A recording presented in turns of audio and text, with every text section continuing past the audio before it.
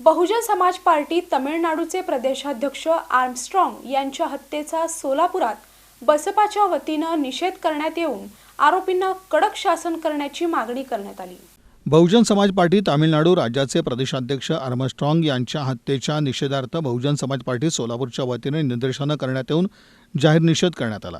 जिल्हाधिकारी कार्यालयात निवेदन देण्यात आलं। या प्रकरणात संशयास्पद पकडले गेलेले 8 आरोपींची कसून चौकशी करावी आणि मूळ आरोपींना लवकरात लवकर अटक करून त्यांना अधिकाधिक शिक्षा व्हावी अशी मागणी करण्यात आली।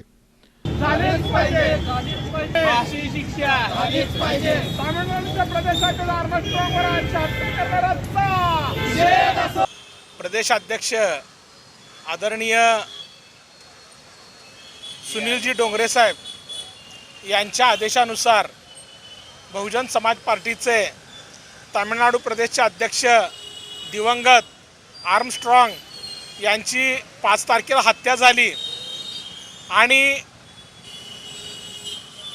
हत्या झाल्यानंतर ती भर रस्त्यात हत्या झाली। बहुजन समाज पार्टी सोलापूर युनिटच्या वतीने त्यांचा जाहीर निषेध करीत आहे।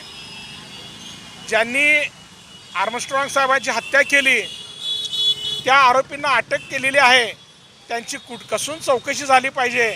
याच्या पाठीमागचं कारण काय आहे ते स्पष्ट झालं पाहिजे आणि आरोपींना फास्ट ट्रॅक कोर्ट चालून लवकरात लवकर त्यांना जास्तीत जास्त कायद्याने शिक्षा झाली पाहिजे अशी बहुजन समाज पार्टी सोलापूर युनिटची मागणी आहे।